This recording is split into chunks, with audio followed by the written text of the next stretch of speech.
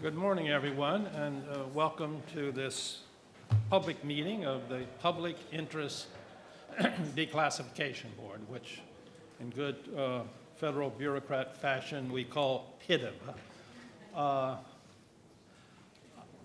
am Bill Leary, the acting chair of the Public Interest Declassification Board, but I'm thrilled to say this is my last day as acting chair of the Public Interest Declassification Board because the president has just announced two new appointees to the board, a new chair, Kevin Morrison, who's dean of the NYU Law School, and an old friend of mine, Jamie Baker, whom many of you, I'm sure, know, who, among other government jobs, was legal counsel of the NSC during the Clinton administration, which is why I and Nancy and others know him very well.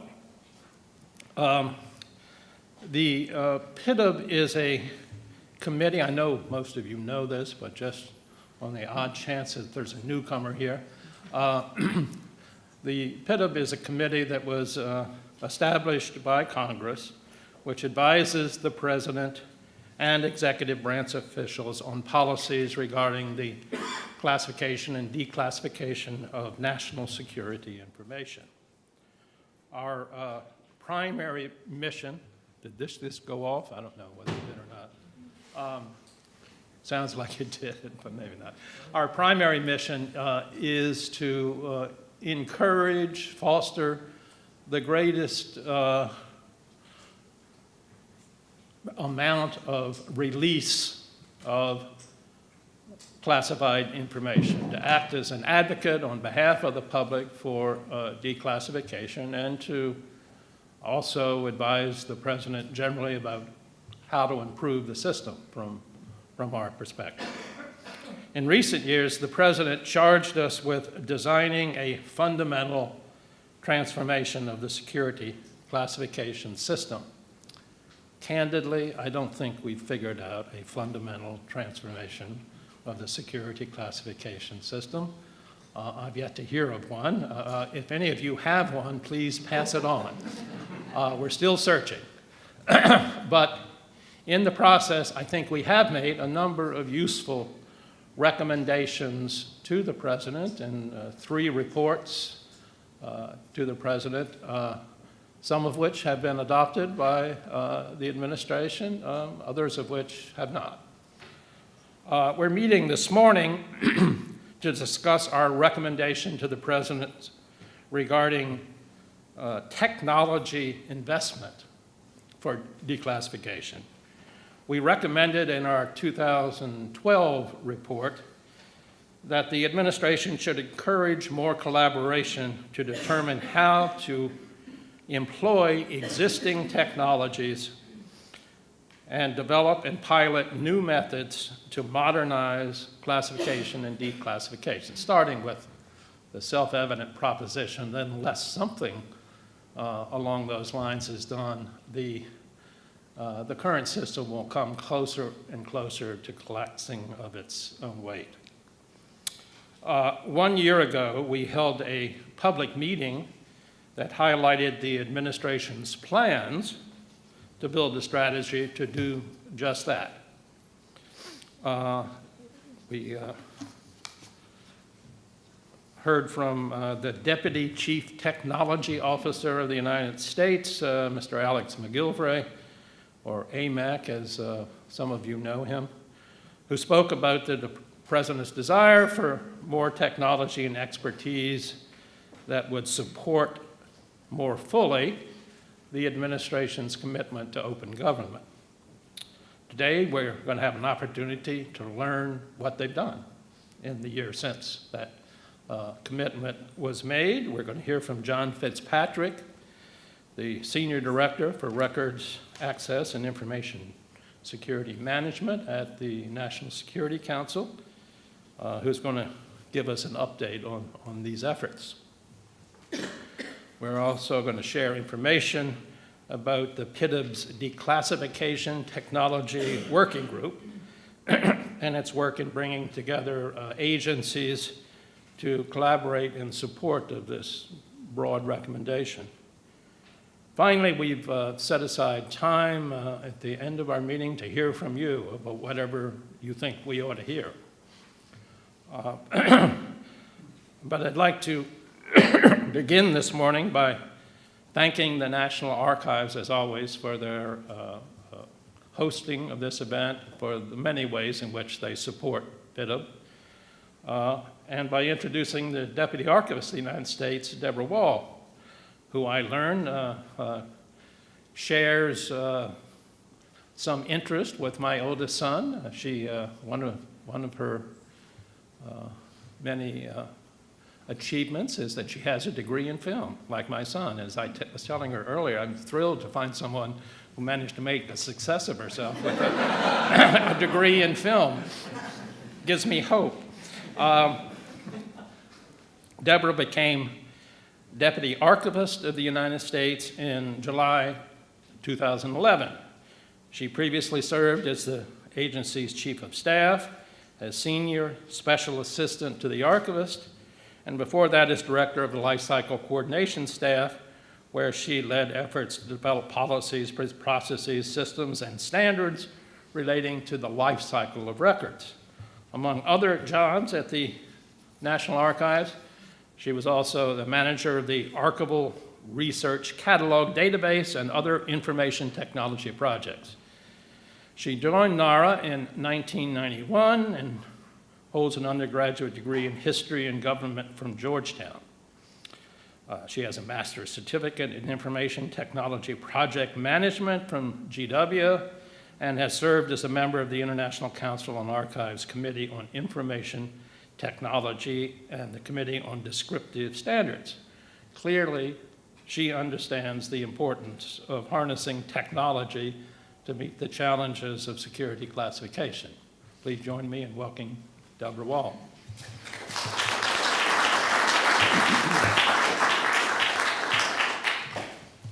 You know what? I'm going to move this out of the way. Well, good morning and welcome to the National Archives.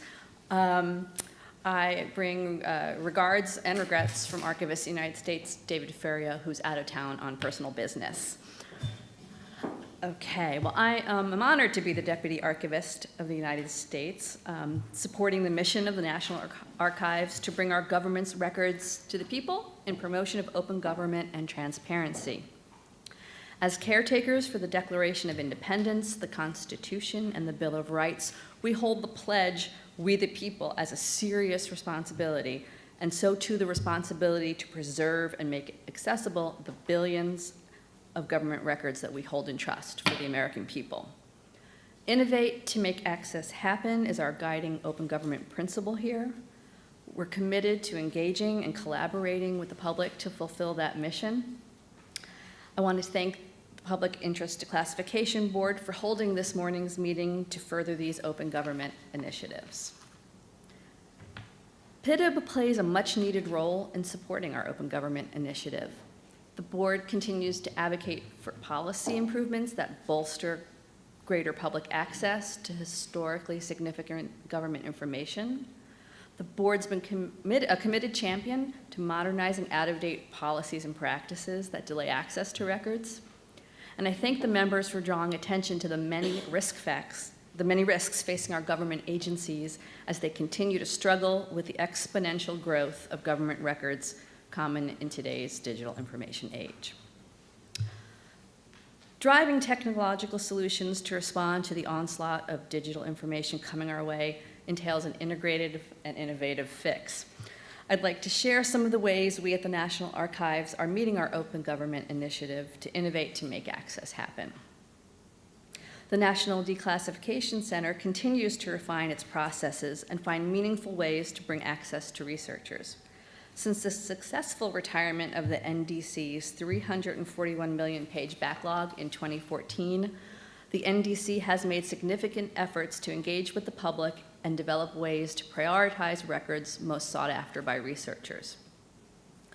To expedite researcher demands, the director of the NDC, Cheryl Schenberger, initiated an indexing on-demand review process, which provides researchers with a formal channel to request records on topics of interest. This new review process complements the primary review process of the NDC, where the NDC reviews millions of pages annually from newly accessioned records. This dual process model provides researchers with sought-after records while ensuring another backlog of unreviewed records never grows again at the National Archives. Cheryl and her staff are also designing a means to systematically review previously exempted records from automatic declassification.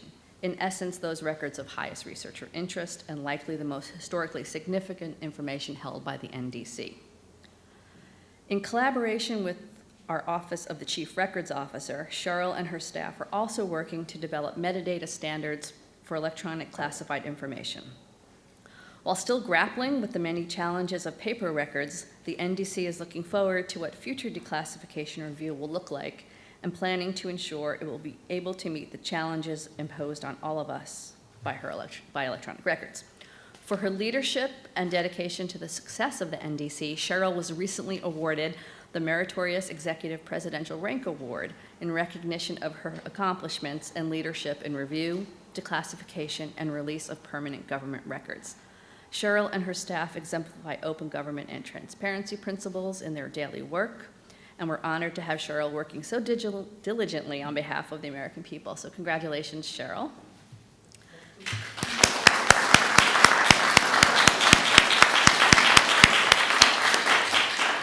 She's looking very embarrassed. So hand in hand with the challenges of declassification of significant historical information and the ensuing growth of electronic records are the challenges we face in modernizing records management for the digital age. In 2011, the President issued his Managing Government Records Memorandum, committing to develop a 21st century framework for the management of government records by reforming records management policies and practices within agencies. The Archivist of the United States and the Acting Director of OMB in 2012 signed the Managing Government Records Directive, mapping a new course for the government-wide administration of information and records management. We at the National Archives are assisting agencies in meeting the requirements of the directive under the leadership of our newly appointed Chief Records Officer of the United States, Lawrence Brewer. Is he here? Lawrence Brewer. His office issued 2 new guidance instructions concerning metadata for the transfer of permanent electronic records, that was in 2016, this year, and revised format guidance for the transfer of permanent electronic records, and that was in 2014, in support of the directive. We also published the 2015 Senior Agency Official Reports online in response to public interest in agency's progress in meeting the goals of the directive.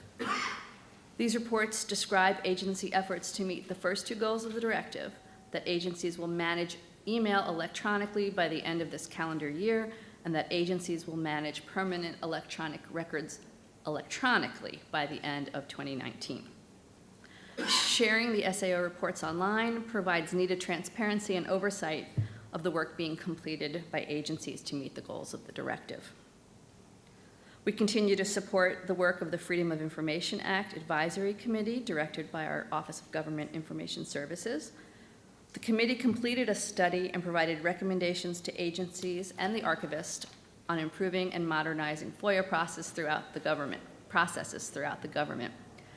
The committee in the past 2 years documented the successes and challenges in fulfilling the government's FOIA requirements, and not surprisingly, many of the committee's findings parallel the recommendations of the PIDB.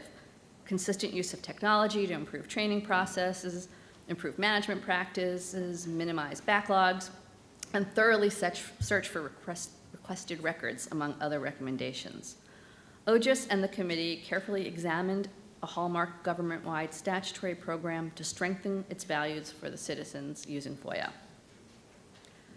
In our commitment to innovation at the National Archives, I'd also like to share with you 2 of our newest programs aimed at engaging the public in helping us bring access to historical records of significance, the Innovation Hub and the History Hub.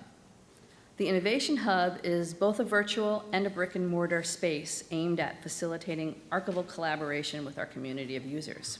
It's located in this building, and the Innovation Hub has a meeting section and a scanning section, where users may scan records using our state-of-the-art equipment at no cost in exchange for providing a copy of their scans for us to use in our online catalog for the benefit of all of our users. The History Hub is a virtual crowdsourcing platform offering discussion boards, blogs, and community pages as a means for our staff to communicate and assist researchers working in our records. Both of these crowdsourcing platforms allow us to build upon the work of internal and external stakeholders and be able to provide 21st century access to experts and researchers interested in America's historical records. Indeed, collaboration with our community of users is key to making innovation and access happen here at the National Archives. In April of this year, we had the privilege of hosting the annual conference of the Digital Public Library of America. The DPLA is a public-private partnership working to provide public access to digital holdings of its large-scale digital library. The DPLA Fest included a series of workshops, hackathons, and collaborative discussions, including a breakout session by where the PIDB highlighted how declassification review is a process critical to open government initiatives and transparency of government information. We at the National Archives are committed to making access happen for our stakeholders. It's what we're about, and it's why we come to work every day. I want to thank the Public Interest Declassification Board, the agencies, the public interest community, and everyone joining us today to add to this morning's discussion. Vital to the success of NARA's open government initiatives is the continuing conversation we share with our internal and external stakeholders, and that this engagement is essential to help us improve our services and help us serve our democracy by providing access to high-value government records. So thank you today for coming and for your support of our mission and our work.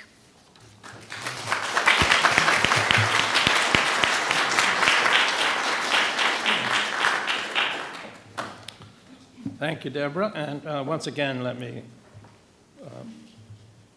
thank the National Archives for all the many different things they do to support the work of PIDB, which quite literally could not function without the support they give us. I now have the particularly pleasant task of introducing two of my favorite people, John Fitzpatrick and Nancy Soderberg. Our first speaker is John Fitzpatrick, who now has the job I once had at the NSC. He's risen to the top.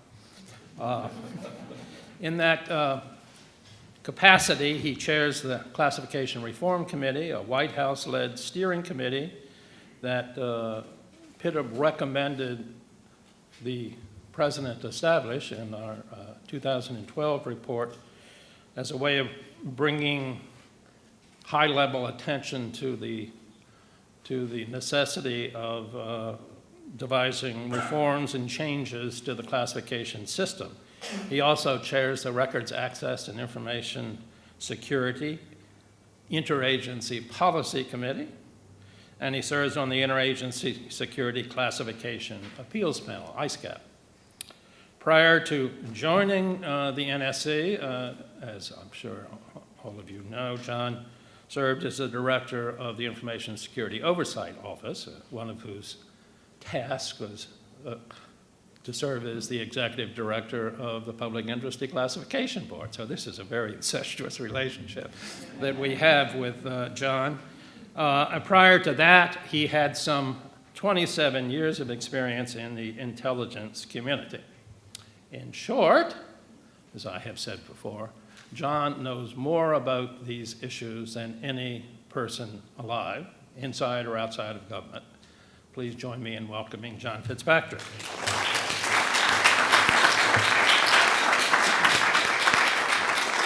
Thank you, Bill. Thank you, everybody. I'm a little frightened by that last notion, and if it proves to be true, I'm not sure I can make any public remarks. But first, let me thank everyone here for coming today. Engagement by the public in matters of the Public Interest Declassification Board is essential. And I know from my experience here, it's also gratifying to the members of the board and to the NARA staff. So thank you for making time. for overcoming Metro's Safe Track Phase 2 obstacles and whatever else you put aside or overcame to join us here today. Let me also thank the board for the invitation, and again, that extraordinary. I wish my kids could have heard that introduction. I'm sure I would have gotten, the eye roll emoji anyway, but I'd have felt better. It's good to be back in the warm embrace of the National Archives and the Information Security Oversight Office, and of course the board. It's been only 5 months, but a very busy 5 months since I left, and I draw on my experience here at NARA every day now down the street. As Bill mentioned, I served as the board's executive secretary for not quite 5 years, and during which time it was really a privilege to get to know the members and to assist in the board's work.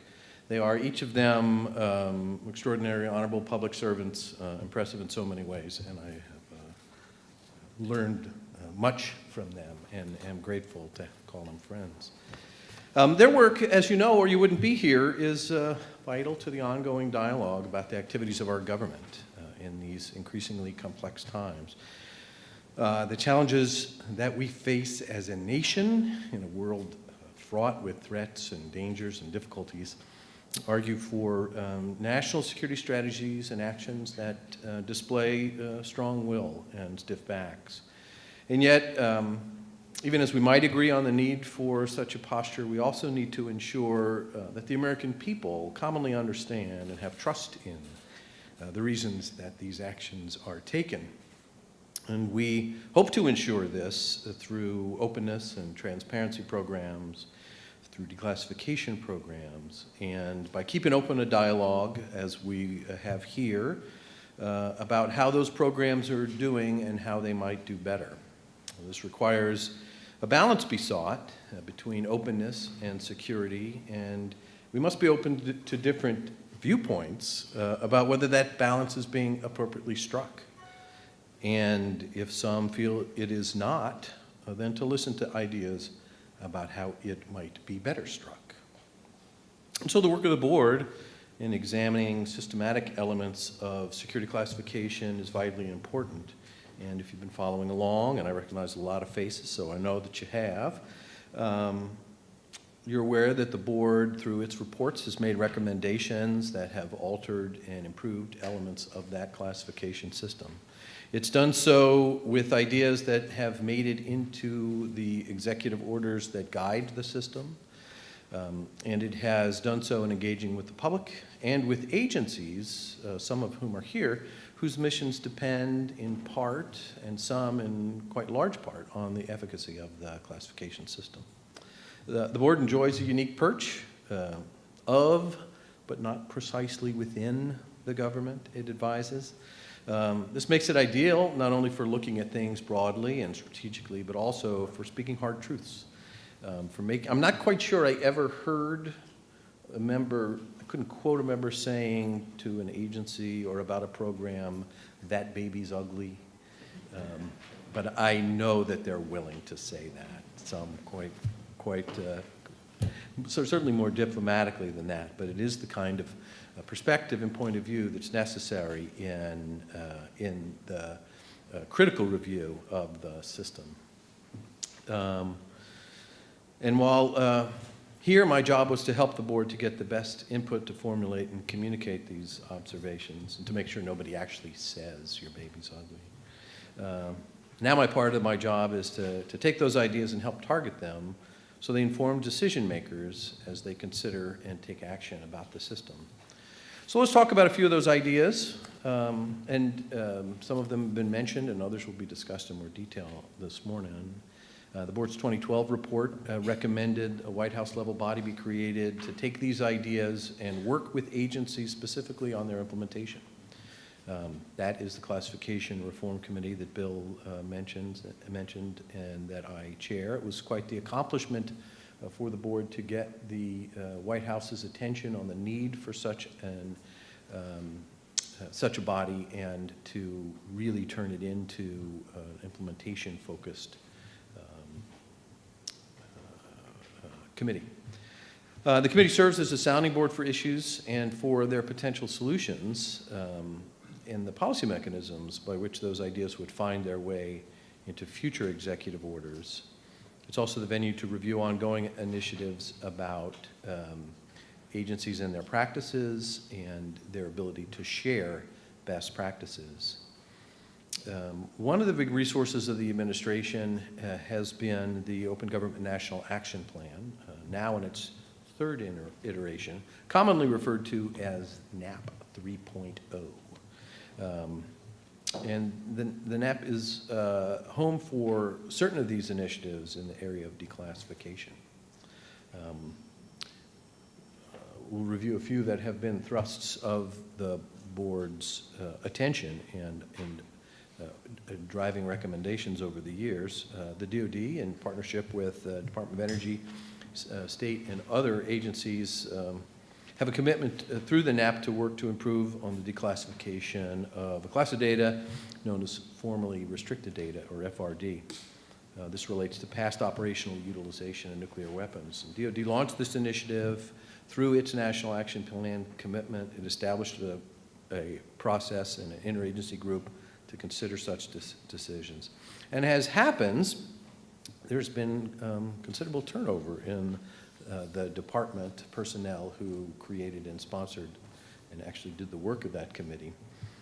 And that impacted operations after the committee, the working group got itself started, but that topic remains on the agenda of the CRC. The Department of Defense personnel who are filling those chairs are aware of that priority, and we hope to have future results come from that body that prove continued attention is being paid in that area. We're going to hear a lot today about greater utilization of technology, and it's been a key thrust of the board for a great period of time. Last year, you heard from, as Bill said, you heard from AMAC. You also heard from, Alex McGilvery, the Deputy Chief Technology Officer at the White House.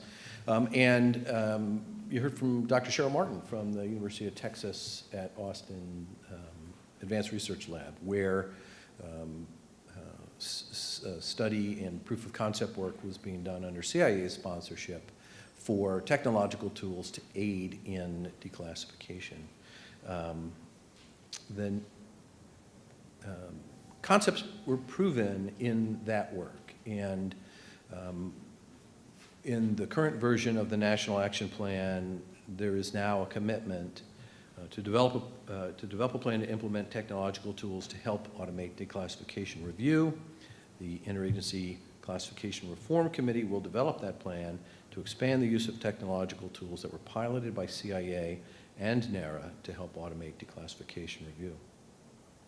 And I'm excited to say this effort has taken some very positive steps. We were working, of course, before I came to the NSC. This was a topic of great interest by the board and a lot of activity simply to get it known throughout government. This work was done at CIA's initiative with a longstanding partner in information management technology, the university-affiliated research center that is at the University of Texas is a specialist in this area, and CIA had worked with them considerably over time.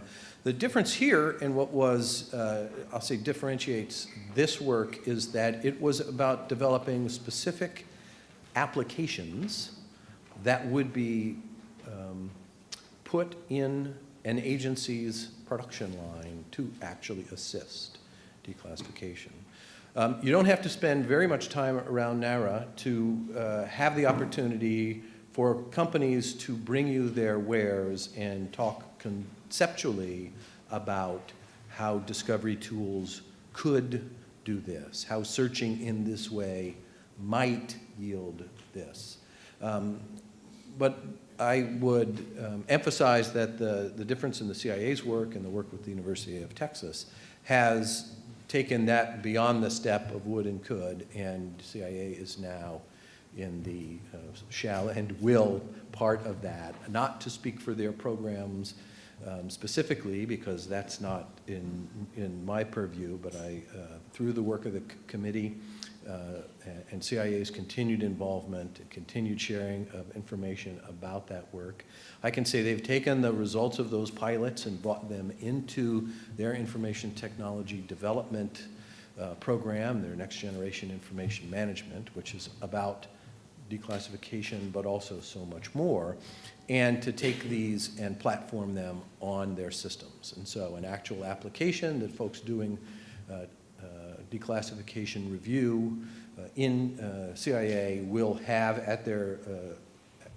their disposal in their production line. Now, that leads to a couple of questions, and I think I don't want to steal Nancy's thunder. I know she's going to talk about resource needs. To do any of these things, resources are needed, and it takes the commitment of an agency, as CIA has taken upon itself, to see that it's in their interest to manage their information systems this way and invest in that. Our thrust, both when I was here with the board and now through the work of the committee, is to try to foster that idea in a broader investment scenario and a strategy for agencies to learn from these capabilities, take advantage of what the CIA is developing in their environment, and ask the question and hopefully deliver some answers. How could I do that where my work is done?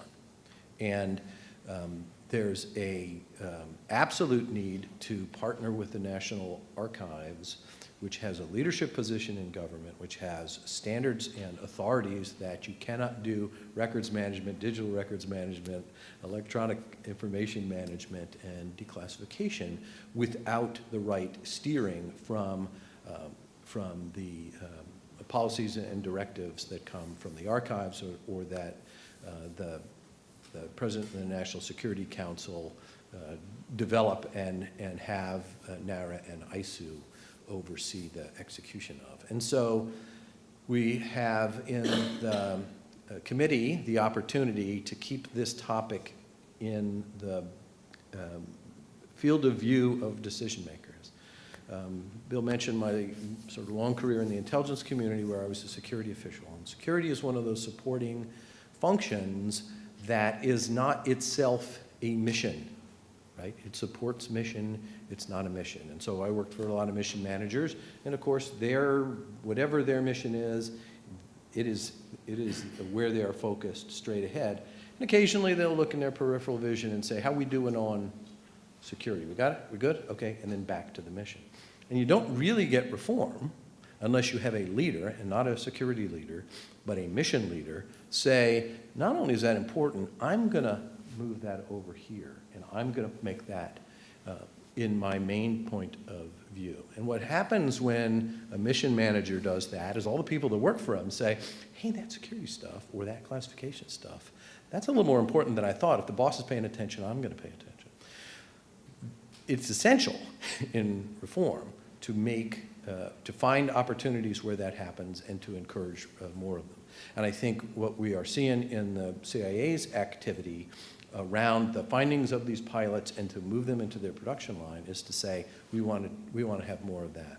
So we've worked through the committee. We set up and now this is since I've come to the NSC, set up a subgroup of the committee that's focused specifically on the technology and got them, I'll say, much smarter on what it was that the University of Texas did and what CIA's plans are to do with that, and started then to imagine what are the possibilities. Now, we're doing that with technology professionals in the agencies and the usual suspects that talked about security policy and whatnot on classification. That's a necessary but not sufficient set of minds thinking about this. And so we've had a partnership with the Office of the Chief Technology Officer inside the White House and the Office of Science and Technology Policy with GSA's 18F,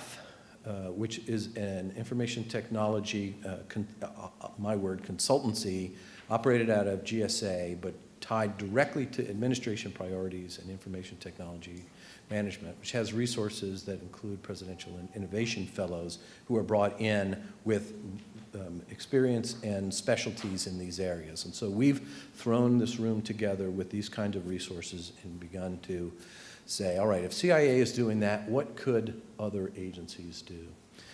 And how would we lay out a strategy and the right amount of executive direction that that strategy must be followed, which is really the part where I say the leader says, this is what you need to be doing, and get agencies to go there. So we were a work in progress. I don't have the plan that's in our commitment that's got to be delivered in this year of the administration, because this is the last year of the administration. It will include this work that we're doing. We have a proposed work plan, and there's a little bit of acquisition work that needs to be done to turn this proposal into a project where these agencies, NARA and CIA and a few others, will work with the experts in 18F and the Presidential Innovation Fellows to deliver a couple of specific things. One of those things is a landscape map of agencies and these capabilities. I am fond of saying we are trying to go from nothing to something in this area, and really calling out how much nothing there is a hard thing. I can have the opinion that agencies aren't doing enough here, but when you're talking in an environment of information technology professionals who are helping to govern all of the billions of dollars that the USG spends in IT, they're talking about places where there is money to invest and how best to use it. And we're trying to point out this is an area where few to mostly none agencies have spent anything. We actually are going to have to show our work to prove that that's the case. And then we'll have the ability for executive direction to come in and say, that's simply not sufficient, and here are the things we want to do. Then we want to look at this in terms of opportunities. If the CIA is building a capability within its eyesight, within the IC's new information technology environment, that is a top secret SCI, intelligence community, collaborative IT environment. Anything that is built there is built in a way that it could be used by others. The whole strategy of eyesight is not to have every agency building its own version of a thing, but to have one agency build the thing that everybody needs a version of.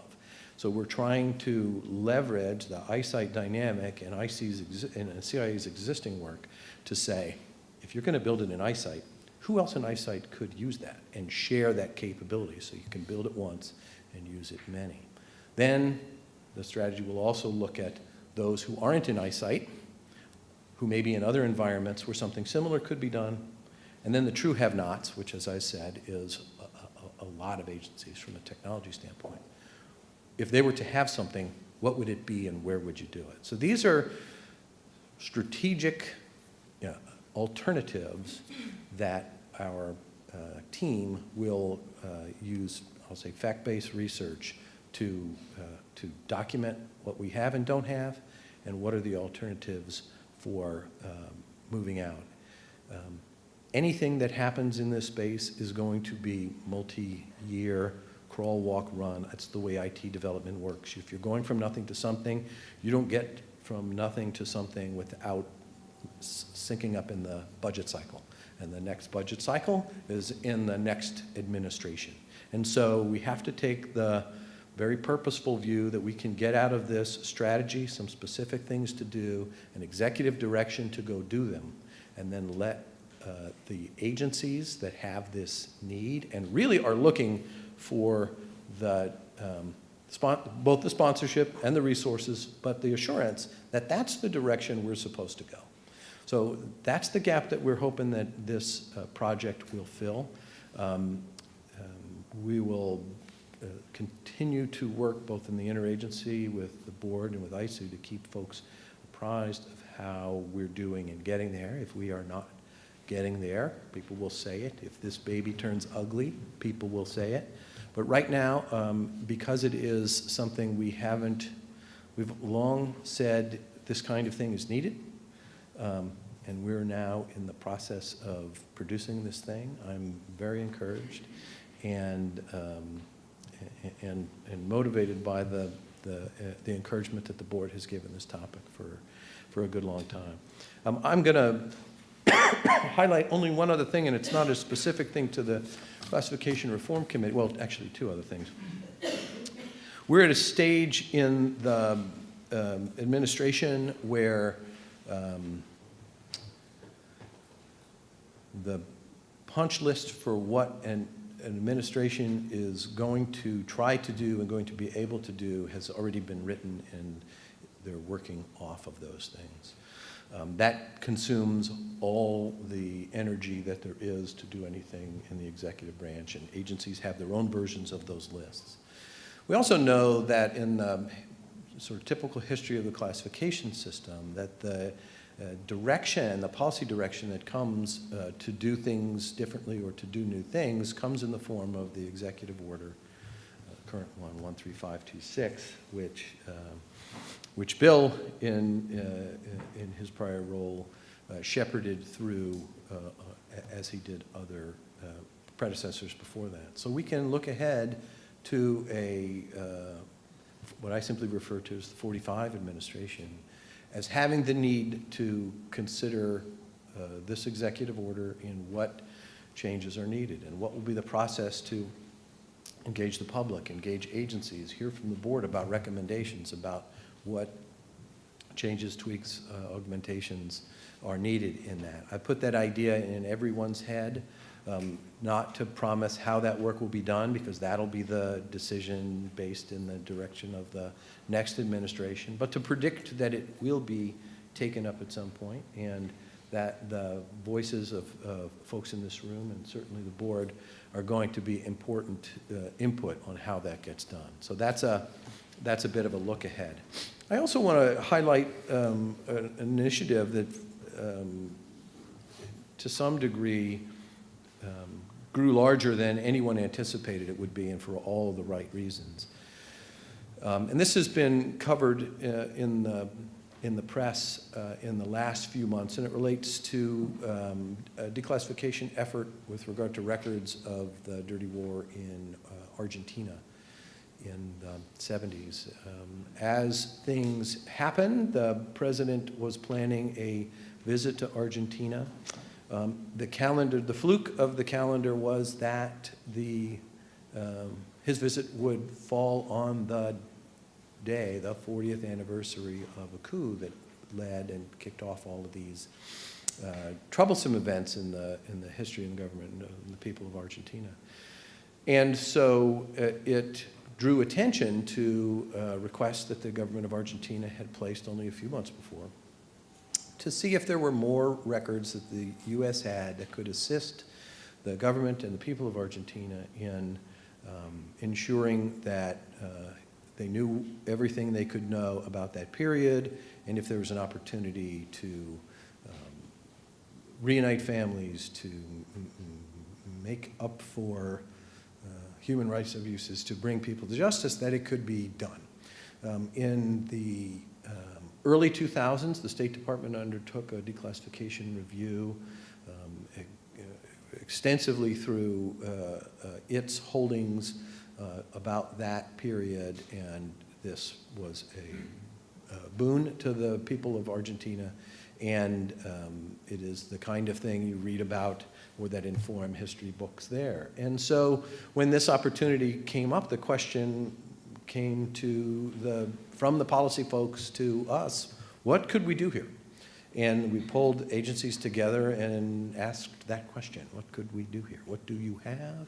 And what would it take for you to find that over what period of time? We were very encouraged by the response. Again, I'm going to use that example of when your leader takes something that you're not thinking about and makes you think about it. Declassification of historically significant records. In this case, things happen that don't otherwise happen. There was not going to be this initiative. Since then, you may have had the opportunity to hear Ambassador Rice talk about this, or hear even the president when he visited Argentina, and President Macri during that visit, talk about this activity. The project is to expand the look beyond the State Department's original collection that was reviewed and to review records of other agencies, including law enforcement, intelligence agency records that were not reviewed the first time around, to take another look at the State Department withholdings that occurred now a dozen or more years ago, and to see if time has changed any of those decisions.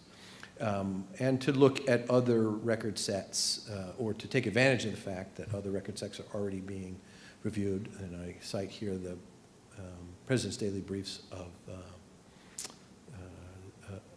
the Nixon and Ford administration. So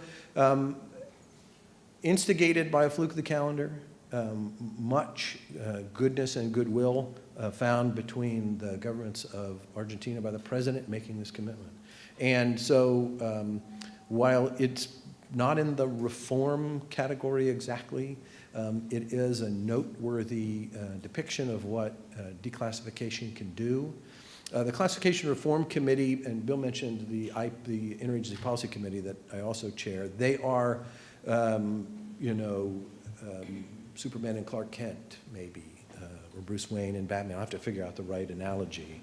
One was made out of the other. The Records Access Information Security IPC is a standing body, and it has agency representation, and it was augmented in very specific ways to create the proper reform perspective, to include the historian of the Department of State in that, to have a historical point of view, to include other resources from the Executive Office of the President, to bring in folks, to include the Open Government Program activity as well. And so I highlight that, and it will deliver documents over time, some of them in a few months and some of them on the way out through next year. I'm going to stop there. I've probably gone over my time in any case, but I want to thank you for your attention, and again, thank the board for inviting me to come up. Thanks.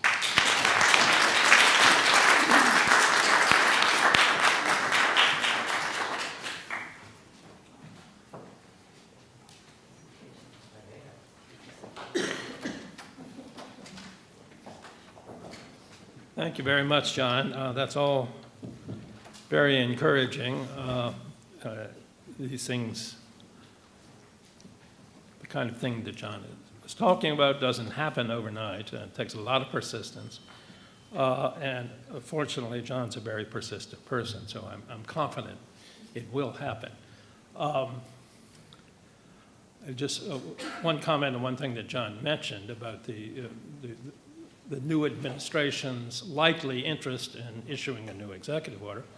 And that is indeed one particular project in our work plan for the next 6 months or so, to talk about and devise some proposed amendments to the current executive order, which is a very good executive order, I think. It's not because, I was simply chairing the effort, but I think building upon the Clinton executive order, which was the path-breaking change in policy in this area, it made a lot of further enhancements, like establishing the National Declassification Center, for example, which was one of the board's first recommendations. But anyway, I mentioned that because we are going to have our next public meeting will be on December 8th, and we will, at that session in particular, be soliciting ideas from the public about what should go in that pot of recommended amendments, revisions to the executive order.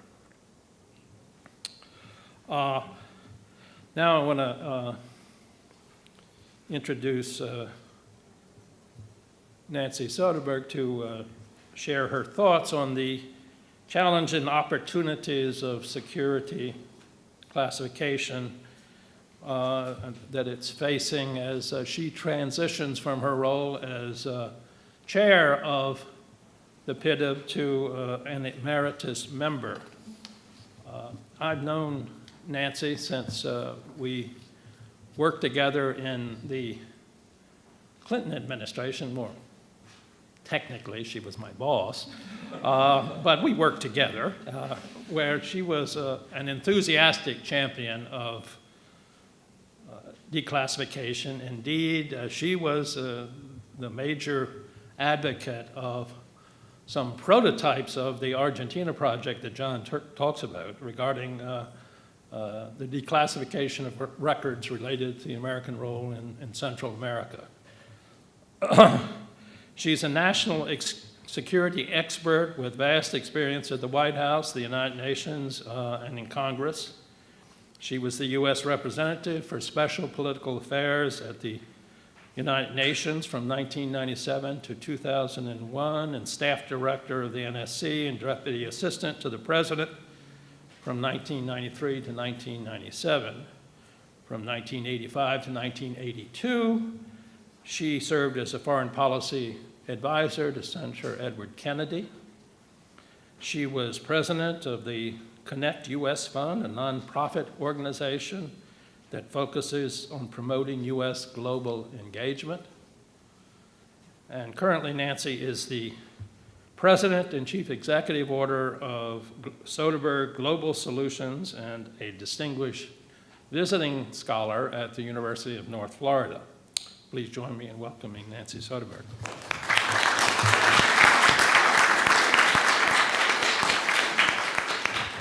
Well, thank you, Bill.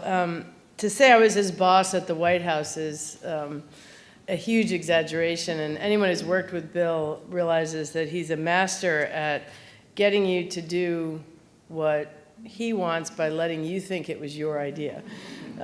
Secret to a good marriage as well. But thank you very much for this. I wanted to, first of all, thank the Deputy Archivist and David Feria, the archivist, for their strong support. And it was lovely to have Deborah with us. It's great to have John Fitzpatrick back.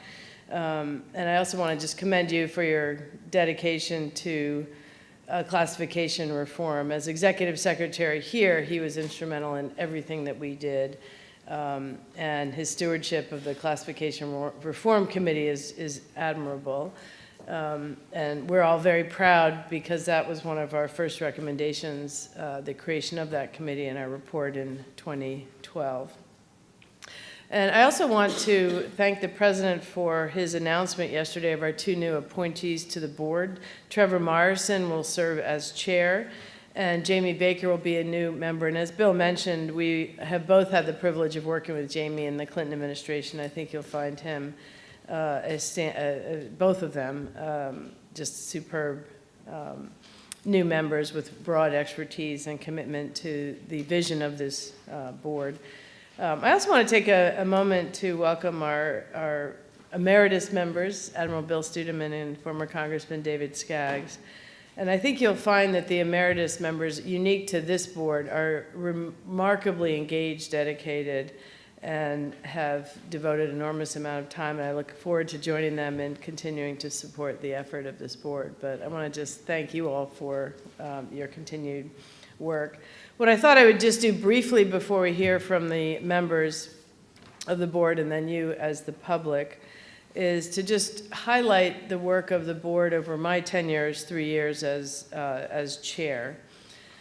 And I think there's really three areas that we focused on. One is process, two is the need for technology, and the fourth is trying to set some priorities. And I think we've made progress in all of those, and I'm confident that the committee will continue that work as well as having it involved in the White House.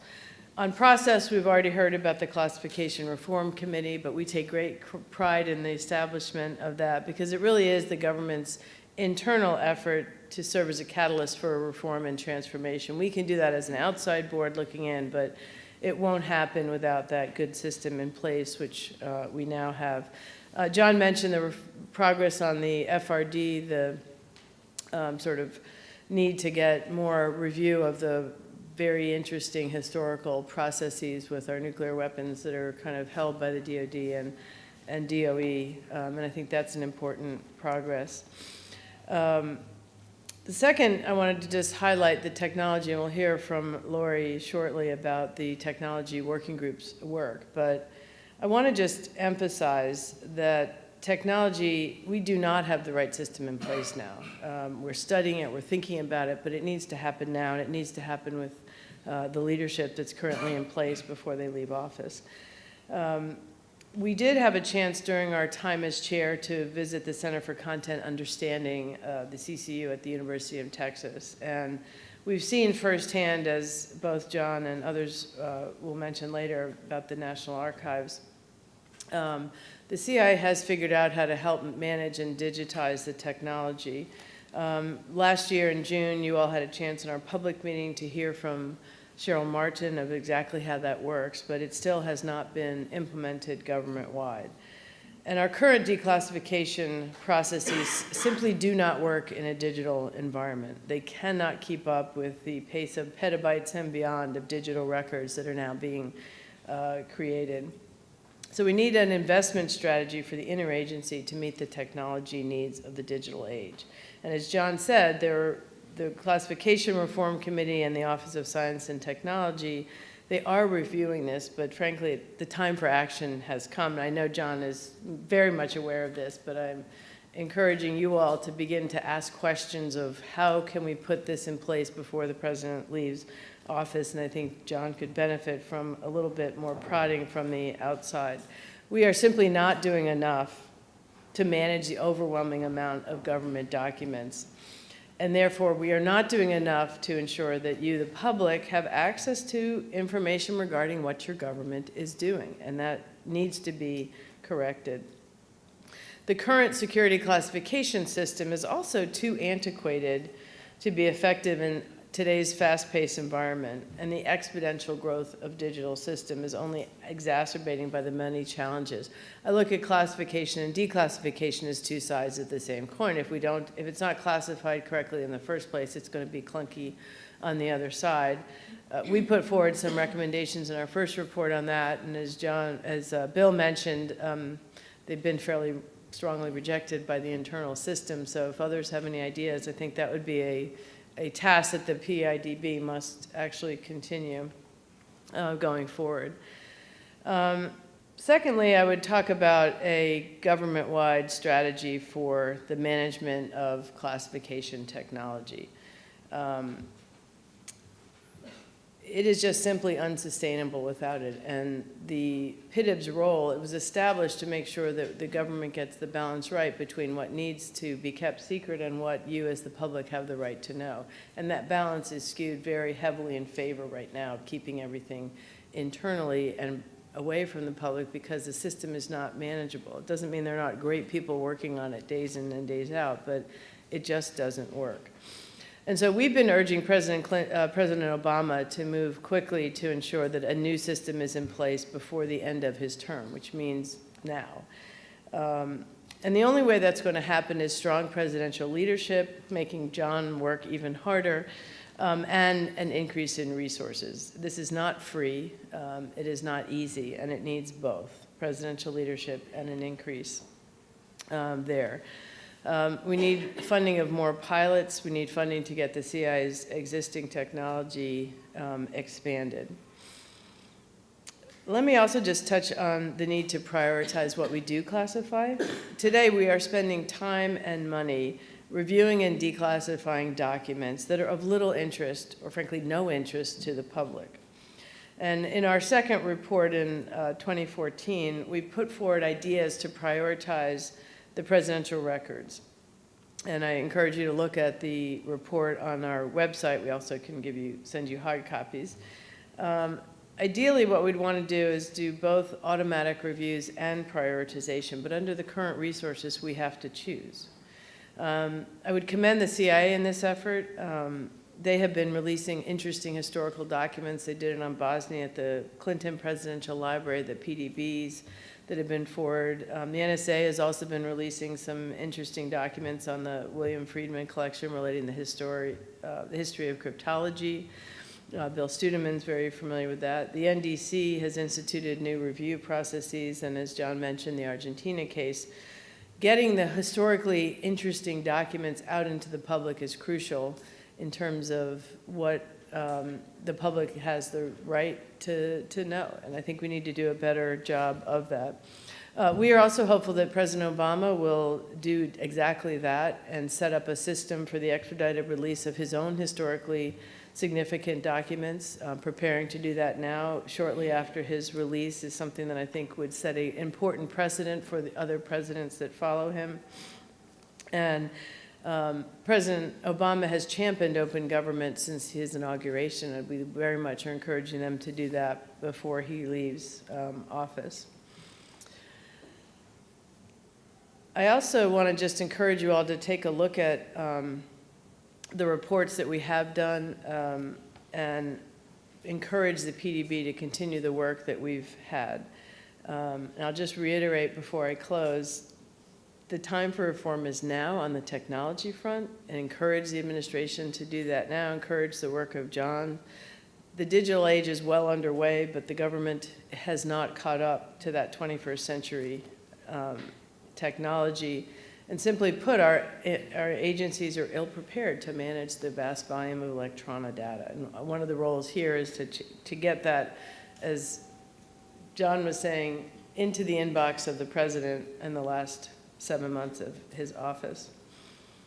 And as a board, we've continued to underscore these points. I know we'll continue to do it under our new leadership, but it's absolutely essential that we have that conversation with you, the public, to actually make it happen. So in closing, let me just thank members of the PIDB for the work in this area, and particularly my friend Bill Leary, whose was first idea to put me on this board in the first place, and to the fellow members, the emeritus meeting, David Ferrio, Deborah Wall of ISO. And I can't leave this podium without also thanking the amazing ISO staff that assists the board at work. Bill Sauer, who's sitting right here, Ellen Knight, and Nina, way in the back, Shavdev, who are just extraordinary in what they do. And there's been a lot of transition, and you wouldn't know it from their hard work. We were seamlessly stored. And I also want to mention Dave Powers, who's left here and moved over to the White House with John. So we're very, very well served in that respect. We're also very grateful to President Obama and Lisa Monaco, who is an extraordinary partner in all of this work. None of this would be able to happen without their strong support. I'll echo John Fitzpatrick's invitation to have input into the executive order. That is an extraordinary invitation. Those, as Bill Leary, who actually he's very shy about taking credit, but he essentially is the reason we have any of those executive orders to begin with. And while they're under the radar screen, they're incredibly important to getting information out. So take them up, push for inclusions in that. Lastly, I just welcome new members, Trevor Morrison, the new chair, and James Baker, and thank you for the support of our work, and we look forward to hearing from the members next and then a public discussion. Thank you very much.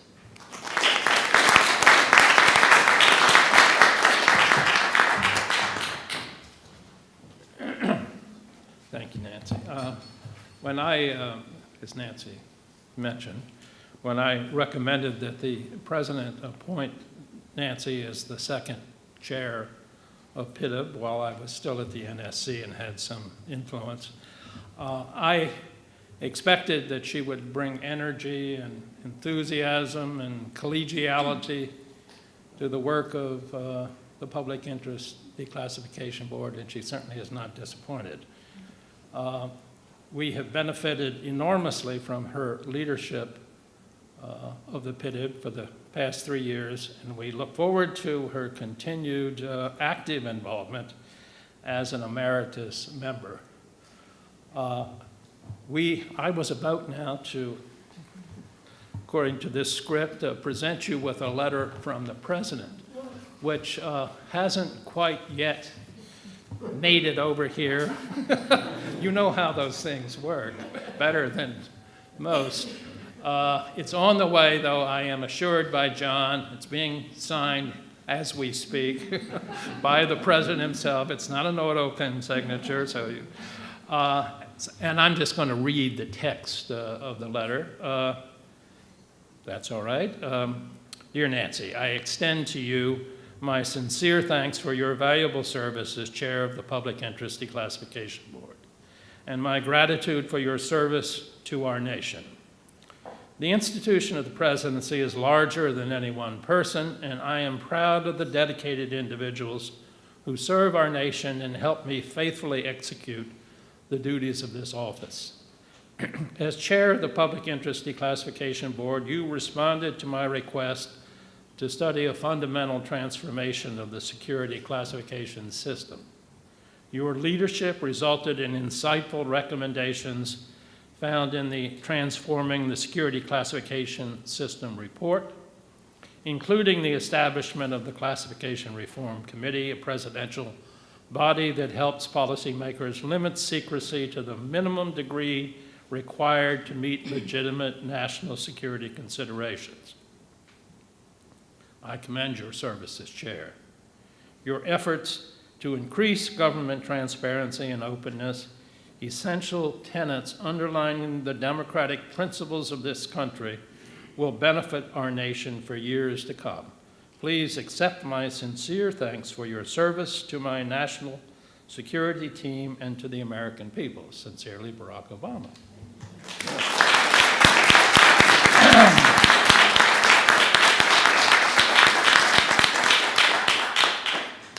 Now we are going to move on to comments from our members, and that includes emeritus. That's just a sort of fig leaf we use to meet legal requirements here, but they're just as active, if not more active, and full participants in our deliberations. And I'm going to ask each of them, the official current members sitting up front, and David Skaggs and Bill Studeman sitting in the first row here, to make some comments, and then the floor will be open to all of you. I'm going to start with Laura DeBonis at the far end, who has served on our technology working group, and I hope is going to tell us a bit about that, as well as maybe some other things. Laura? Hello, everyone, and thank you again for coming. I am Laura DeBonis, and I've been a PIDB board member since March 2015. As a brief background, in the past, I've worked at Google on Google Books, at Harvard's Berkman Center for Internet and Society assessing social network safety technologies, and now I serve as a board member at the Digital Public Library of America.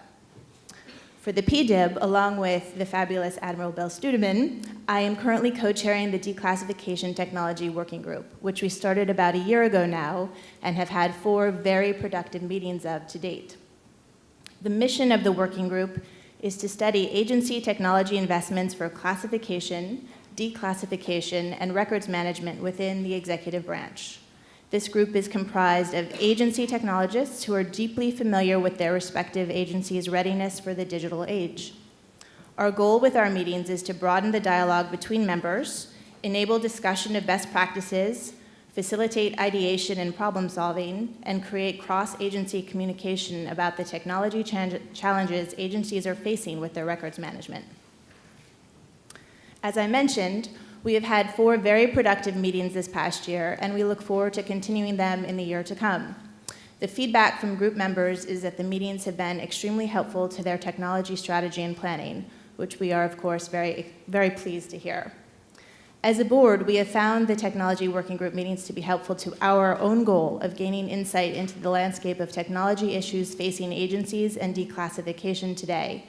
Using what we have learned over this last year, we have written a white paper about our takeaways and observations that we hope will be useful to the broader community. We are distributing this today to you at this meeting and are also posting it to our blog. We look forward to any feedback you might have from reading the white paper. We hope it will encourage discussion about the future efforts of the working group, as well as where PIDB overall should next focus its advocacy efforts.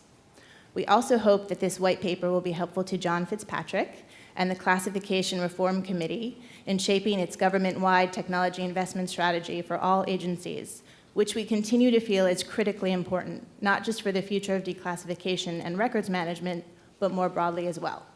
Thank you. Sandy, over to you. Next is Sandy Unger. I hope all of you had a chance to read Sandy's wonderful op-ed in the Washington Post, what was it, a week ago Monday? If not, go back and read it. Talked about some of the issues we're talking about this morning. Sandy? Thank you, Bill. Thank you, Laura. Because my op-ed piece has been distributed to you with my most recent thoughts on these subjects, I will try to be particularly brief in order to leave some of my colleagues time to speak. While we're thanking everybody, I just want to say, make sure that everyone realizes what a charismatic and effective leader Nancy Soderberg has been for the PIDB. She has brought extraordinary experience and depth of knowledge and a way of dealing with these issues from which I have learned a great deal, and I'm grateful to Nancy personally. I think we all are for her leadership. Just a word, because maybe no one else will do it, about this unusual institution of the Public Interest Declassification Board. The idea originally, I believe, of Senator Daniel Patrick Moynihan and others in Congress who were worried with good reason about government secrecy. And I must say, it's humbling now to think how simple the problem was at the time that the PIDB was created, and how much more severe the problem has become, how prescient Senator Moynihan and others were about it. In my particular view, the genius of this institution has been that it's brought together people. Admittedly, appointments run out and people have to take on emeritus status, and it's a little clumsy keeping it all together. But we've had a wonderfully broad selection of people serving on the board, people who have served very distinguished careers in the intelligence community. Even a former member of Congress who has a very particular perspective, people who've worked in the White House, other increasingly people who know a great deal about technology, and even the occasional journalist, of which I'm one.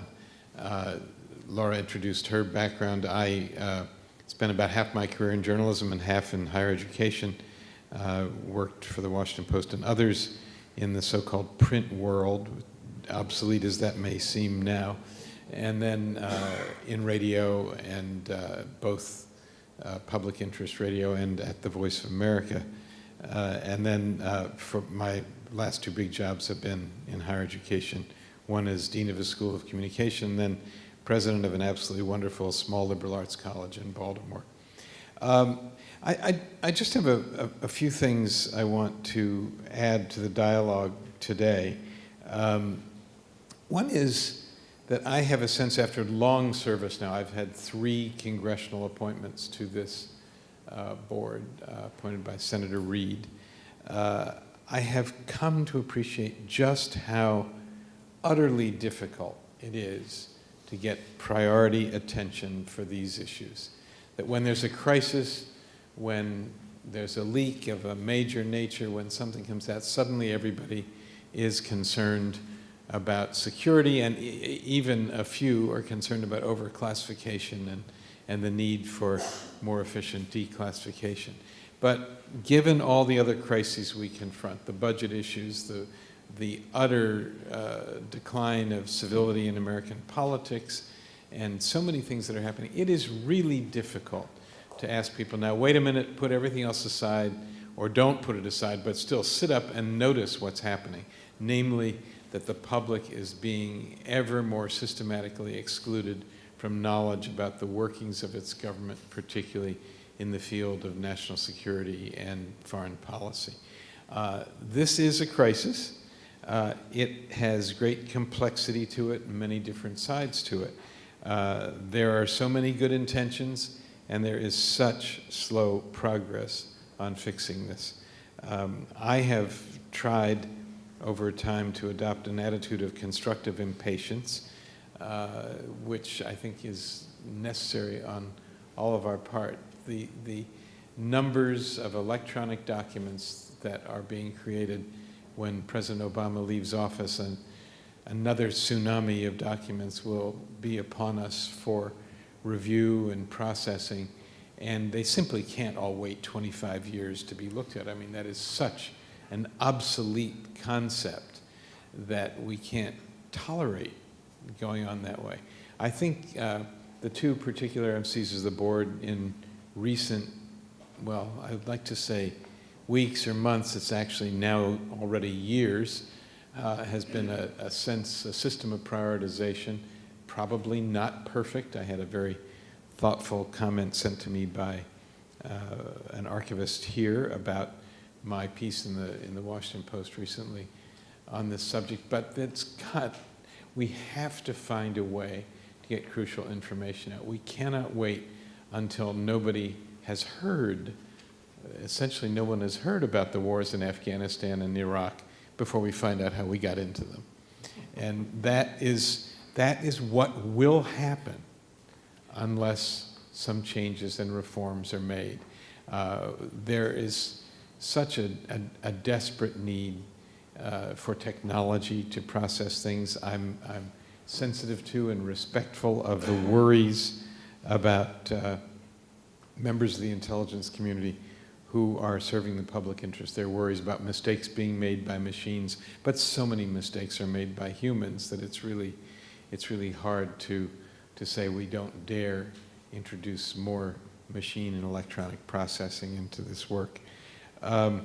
We had several recommendations in our Setting Priorities report, and there's one I want to call attention to, especially to remind people about, which is to end this, if you'll excuse the expression, utterly ridiculous system of pass-fail review of documents. In other words, when people are meticulously reviewing documents, as soon as they come across one sentence, one phrase, one element that causes problems, the old system is simply then to put the document aside, not to redact it, not to come up with a compromise on it, and then wait for it to be reviewed in the course of events again, perhaps 25 years later, and without benefit of what was found the first time or what was understood the first time. This is a waste of human resources, it's a waste of time, it's a waste of intelligence and of good intentions. So I hope that this constructive impatience will come into play a little bit more as we try to figure out just what we're going to do before, hopefully before the next crisis or two or three that come up. I would note that I was particularly involved with the story of the publication of the Pentagon Papers, shockingly 45 years ago this month. But it was only 5 years ago that the Pentagon Papers were officially declassified. So it took 40 years after the leak of the Pentagon Papers, and I suspect in part because the archivist, David Ferriero at the time, thought, wouldn't it be interesting if we were to take a look, after all, about these documents that there was so much controversy about. So we've just got to do something about this and do it urgently. It is fundamental to the healthy functioning of a democracy. It is necessary to preserve and to build civic engagement, which is needed more than ever in this country right now. But if we don't know, if young people don't come to have a systematic appreciation of history, how will they ever, ever be able to move this country forward? Thank you. That's all.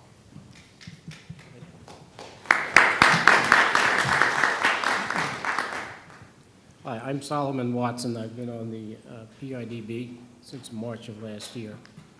I was a lawyer for the New York Times Company for 32 years before I retired. I got there a little bit after the Pentagon Papers decision had been decided, but became part of the DNA of all of us there. And as Sandy has pointed out, there's a well-known story about the processes leading up to the publication of the Pentagon Papers by the Post and the New York Times on June 13th, 1971, and the resulting landmark Supreme Court decision. There's also a story about the declassification of the papers and their being made available to the public 40 years later, June 13th, 2011, and that's what I'm going to talk a little bit about this morning. That story which reflects an apparent governmental interest in continuing security, secrecy, and what some might call bureaucratic action or inaction on the papers, is a cautionary tale because to some extent it has impacted what happens today. On the face of it, as Sandy indicated, it should not have taken so many years, 40 years, for the papers to have been declassified. The government's rules with respect to how long sensitive national security information is to remain classified were clearly not applied to the Pentagon Papers. For many years before 2011, an argument was made by skeptics that the papers ceased being sensitive when leaked and published in 1971, and that they should have been declassified shortly after the Vietnam War was over in 1975. Now, one of the outcomes of the Pentagon Papers litigation was that it made the public very skeptical about the government's claims for needs about national security secrecy. That the papers remained classified so much longer than required raised questions among archivists, historians, academics, and the public at large about the system of classification and declassification. Those papers had been kept secret despite numerous efforts over the years to declassify them. Attempts were made under the Freedom of Information Act and a system known as Mandatory Declassification Review.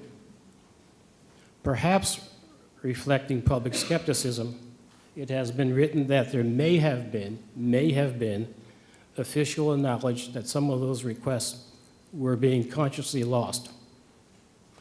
No attempt to have the papers declassified prior to 2011 was successful. There was an absolute lack of transparency with respect to their treatment.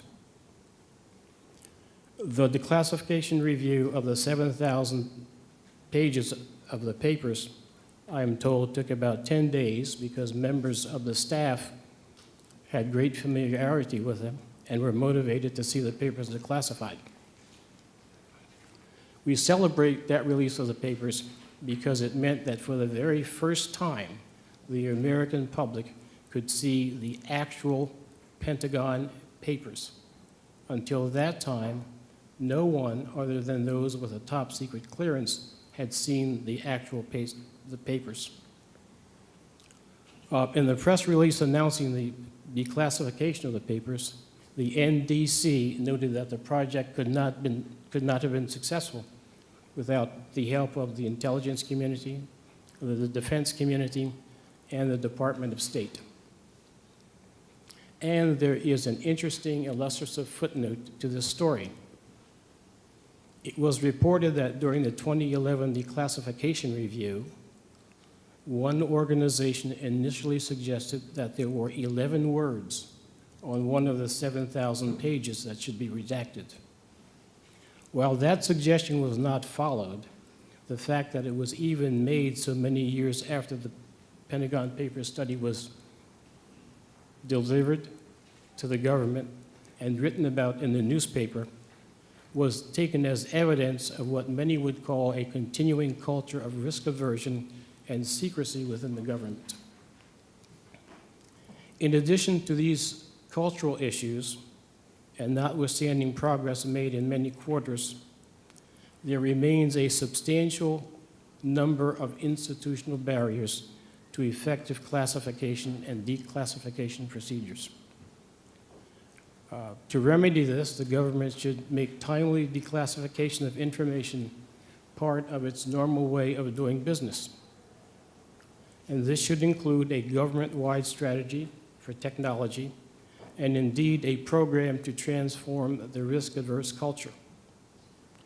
Without transparent rules with respect to timely declassification, the public perception will remain that national security information, even if properly classified, is being withheld improperly and for too long.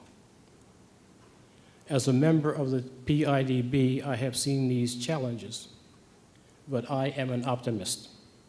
More importantly, I have seen great leadership, a growing spirit of collaboration, and a can-do attitude. These factors, with appropriate resources and support, will help ensure that the public has access to a thorough, accurate, and reliable documentary record of significant United States national security decisions and activities. After all, that is our mission, and that is our right as citizens. Thank you.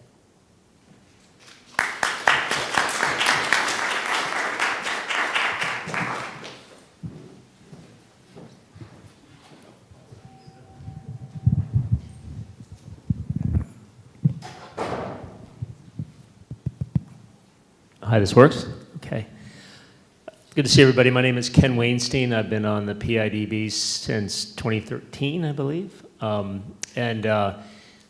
me just start off as Sandy and Saul did, talking about the Pentagon Papers. I wasn't working at the Washington Post at the time of the Pentagon Papers. I think I was reading newspapers at that point. But I did, probably the comic pages. But actually, I had a sort of an interesting perspective on it because my father was involved in one of the organizations that helped to draft some of the Pentagon Papers. So some of his friends were prominently featured in the leaked papers. He actually was old friends of Daniel Ellsberg's, and Ellsberg reached out to us in the aftermath of the leak. And so I heard from a young age the perspective of people on the inside who felt aggrieved by the fact that there was this leak of classified information. And there were some very personal impacts that friends of my father's felt because of what people thought about the papers and the fact that they, and the thought about the war. But then since then, I've been able to sort of balance that against or with the public interest and the benefits of disclosure of that kind of information. I'm never in favor of leaks as someone who has worked in the intelligence community and law enforcement for many years, but the disclosure of important information that really is introspective about the government and what it did well, what it did not so well. That's really important that it be, to the extent it is possible, that it be out there for the public to see. So I think that actually was a very good case study of that balancing.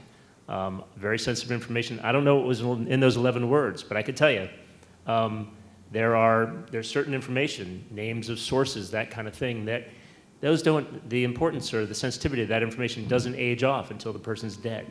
And there's still ramifications for people. So I don't know what those 11 words are that Saul was talking about, but I could see myself being in a position of authority in an agency saying, it doesn't matter to me that maybe this information is already out there, this is 40 years down the road, but this is about a human life. I've got to be very careful about it. So I just highlight that because these are very difficult issues sometimes. But what I'd like to focus on in my remarks is the front end of the process, the classification aspect of this. We're the Public Interest Declassification Board, which is, that's not a misnomer, but it only captures one half of this, which, as Nancy said, classification and declassification are two sides of the same coin.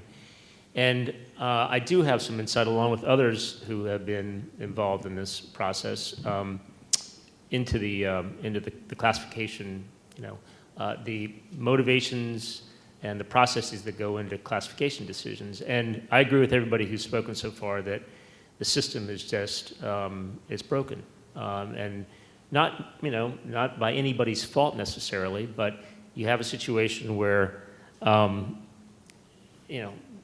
people who are classifying officials, like myself when I was working in government, the incentive system is to be cautious and to classify as by default. And that's just natural human nature. And in order to push back against that, and especially push back against that now with the sort of exponentially increasing volume of information that comes through, it's going to take real strong leadership. And if we don't see that, if we don't see any changes, we're going to continue to see the problems that we're seeing.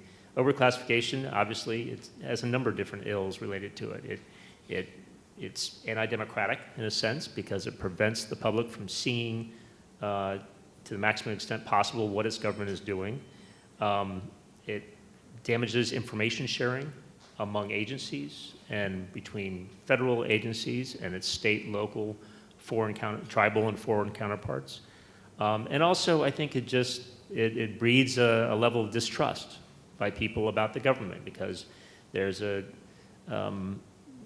people jump to the conclusion or move to the conclusion that overclassification is a result of a desire to keep secrets for nefarious reasons.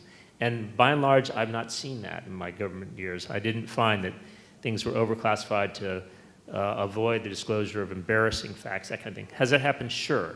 But the overwhelming majority of overclassification is just because of innate cautiousness and because it's not a priority. But nonetheless, despite that, I think it breeds suspicion. It gives justification for leaks. And as I said earlier, I see how damaging leaks are. And every time there are hearings up on the Hill or there's a big issue about a leak, I end up speaking about it or testifying about it. And one of the things and I'm on the, look, we need to stop leaks side of the debate generally. But, what people throw back at me is, well, come on, there's overclassification here. And we need to get some of this information out that shouldn't be classified in the first place, which is a very strong counterargument. And for purposes of the next time when I go up and testify, I'd love to have that counterargument negated. I'd like there not to be overclassification. But I think that's, at this point, we're a long way away from that. So anyway, we have the innate cautiousness of people who are doing the classification. We have procedures that generate or result in automatic classification. And so we're just seeing this exponential growth of the body of classified information that we're dealing with.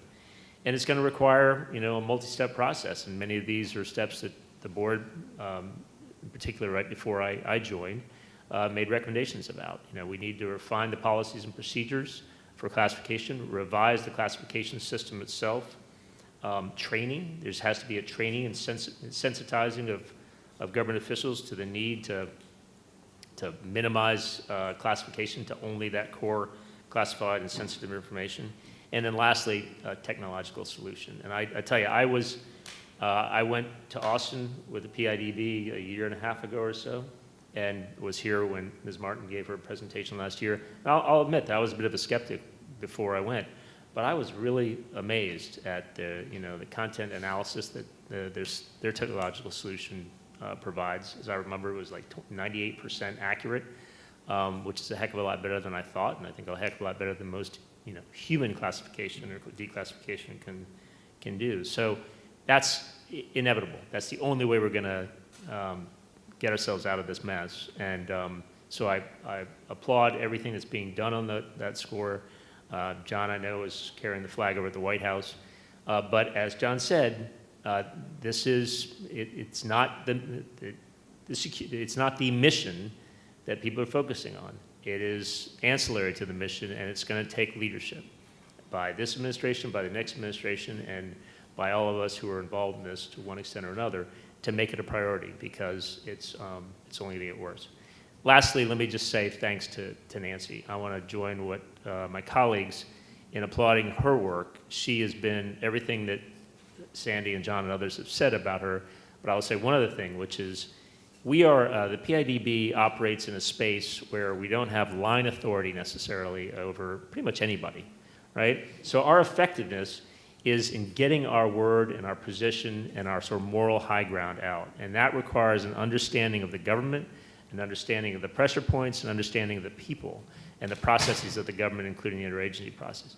That is something that Nancy has brought to this job, and it's a rare commodity. And to the extent that we've been successful in changing opinions and mobilizing people, it's been largely due to Nancy's efforts. So I just want to join my colleagues in thanking her for that. And also in acknowledging the President's kind words, which I thought were very nice. And look, don't feel bad that it's not done yet. As somebody who doesn't get his holiday cards out until Valentine's Day, I can kind of relate to the President. But I just want to join everything the President said as well. Thanks.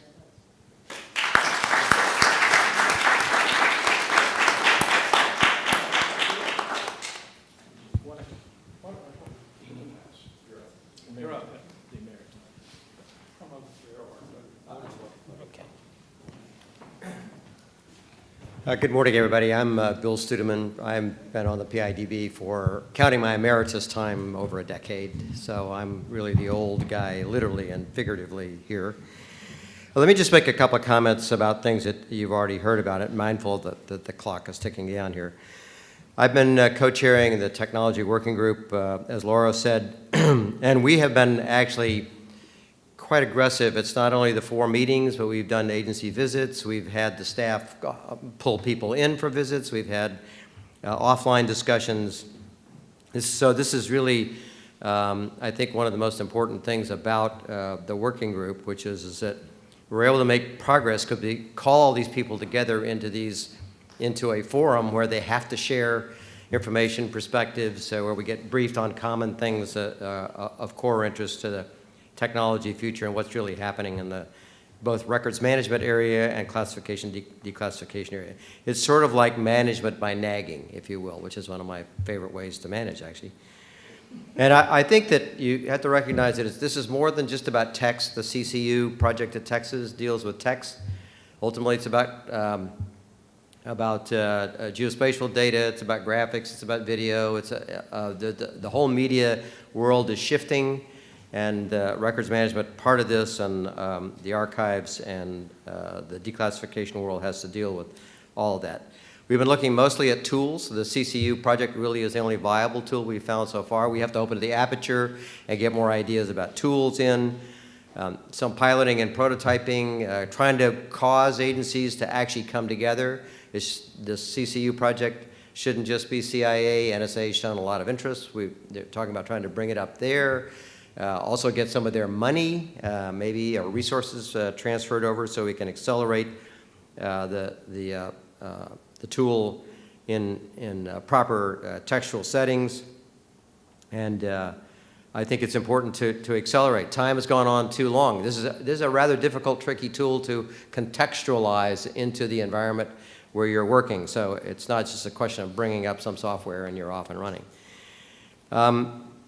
The pilots and prototypes and the whole alternative futures for dealing with the technology part of this really does suggest that there has got to be a public-private dimension to all this. And this has been a government-only kind of thing for a long time. I think there's a lot already going on out there on the private side. CIA, as part of its implementation of eyesight, has gone to Silicon Valley contractor. The Silicon Valley people and the people who deal with IT and communications and information writ large probably could have a lot to offer here, so we need to figure out a way to get that aperture opened and access them. The other thing is I think we actually need to do some analysis and study. We have no idea what the size and scope and nature of this problem is in the context of the world going digital. And it went digital 25 years ago, actually, so we're in the digital era now. So we need to probably get some data, on the size and scope of the problem at some point. I think it's important for you all to recognize that in the context of tools, declassification tools can also be used as classification support tools. So if we make progress on the declassification side, there might be aids to classification that could come out of this that are important. So again, I think recognizing that this is a dramatic paradigm shift in the size and scope of the information, that the old paradigm that we've had that's already been talked to here by numerous speakers just absolutely won't work in the future. Some entirely new directions, some entirely new strategies, some dramatically new paradigms apply with wrap of technology around it is the only way down this road, and the prioritization. And that may mean that the old way of doing business is going to cause you to have to leave behind things that you like, and that risks have to be taken. But I think the only way you're going to move forward is if you take that road. So thank you very much, and I appreciate you all being here.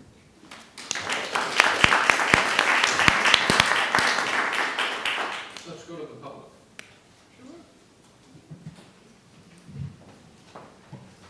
Okay.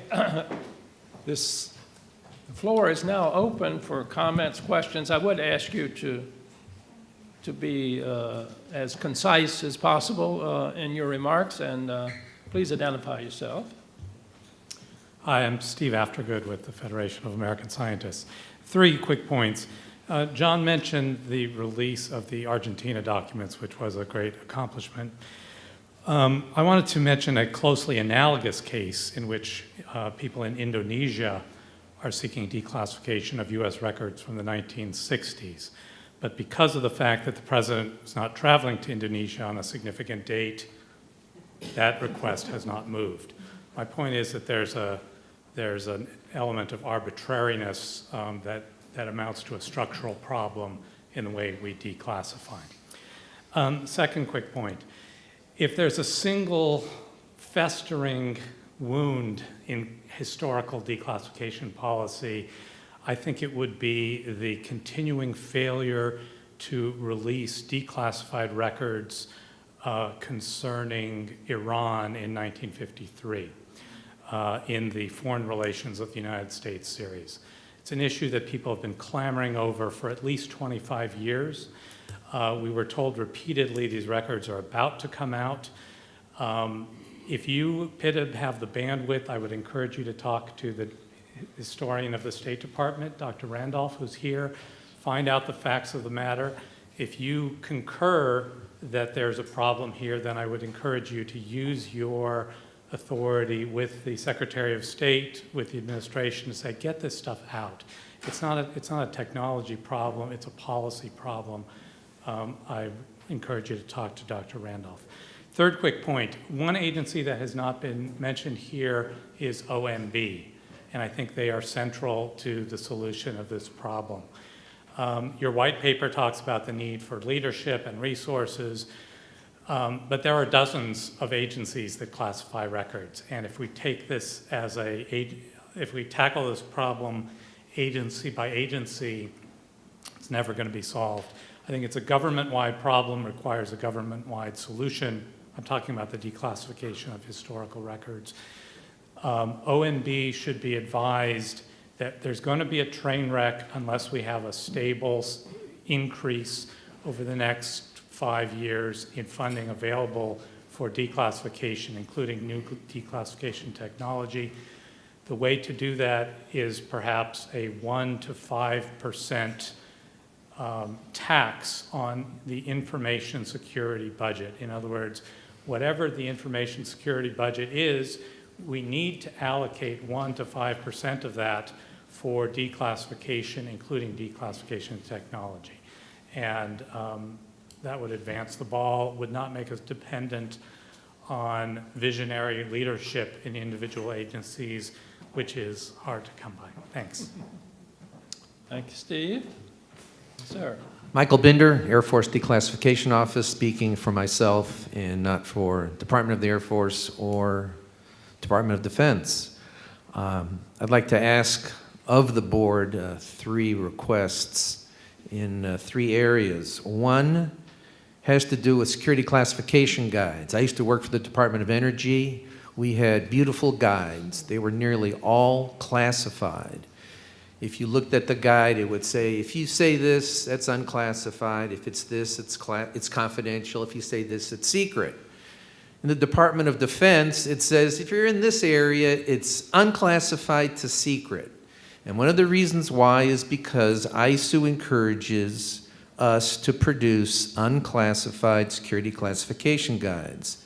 Those are not very useful for an automated system. So what we want to do is to produce classified SCGs. However, producing classified SCGs when they were unclassified before will upset the public. So I would ask the PIDB to back us in our desire to produce classified SCGs which would not then be available to the public. The second area has to do with the distinction between information and record. In the handout, there were a few places where I saw the word information, and I think the word record would have been appropriate. It's very important to maintain the distinction. There is practically no information, I would contend, that is overclassified. There is a tremendous abundance of records that are overclassified. Information is classified by original classification authorities. They have the expertise of subject matter experts. These things are sent out for review, and they generally do not overclassify information. That classification may expire. The records that are based on the information have not been reviewed, and therefore those records have become overclassified. So it's important to maintain that distinction. And the third area, touching on some things that John Fitzpatrick talked about having to do with resources, the military departments are top-down organizations. In my organization, we can appeal to our SES that we should get some money to run a pilot, which is something that we want to do to develop an automated declassification review tool. But we need people like the PIDB to go to the Secretary of Defense or the Secretary of the Air Force and talk to them about the need for more resources and to impress upon them the need for making that effort. And therefore, when my boss's boss goes and appeals for more money, he's talking to someone who is already amenable to that idea. That's it. Thank you. Hi, Liza Goitin from the Brennan Center. I have a question for Nancy Soderberg, and responding to something that you said, you were talking about the PIDB's recommendations from, was it 2012? I forget. And you were saying that a lot of the sort of front-end recommendations had been sort of rejected from within, I guess, the administration. And this was news to me, not in the sense that, I mean, obviously we haven't seen these recommendations acted on, but by the same token, we also haven't really had much communication at all with the Classification Reform Committee, which is frankly one of the disappointing, when I say we, I mean civil society, and the lack of communication between the CRC and civil society has actually been a bit of a disappointment. And so having not had that communication, it was not clear to us whether the inaction we were seeing on those recommendations was simply, it could have been a number of different things. So I'm curious whether you could tell us any more about what happened to some of those recommendations and why, to the extent that these recommendations were actually considered and rejected. Do you have any feedback for us as we consider what recommendations we want to make for the executive order for the next administration? Sure. First of all, the Reform Committee is here in the terms of John Fitzpatrick, so accost him on the way out. I'm sure he'd be happy to chat, and maybe there's a way to have a direct discussion with the public and the committee that might be helpful in terms of organizing something formal where people have a chance to think about it before December. I would say inaction is rejection. When we put out the report in 2012, we went and talked to a number of the various departments about it. In the formulation of the report, prior to issuing the report, we had a number of conversations.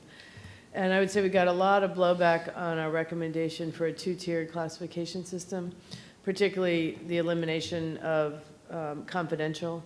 The State Department's conversations back and forth are confidential, and their argument was that it would simply mean instead of being unclassified, it would bump up to secret and more information would be classified. We got some of that.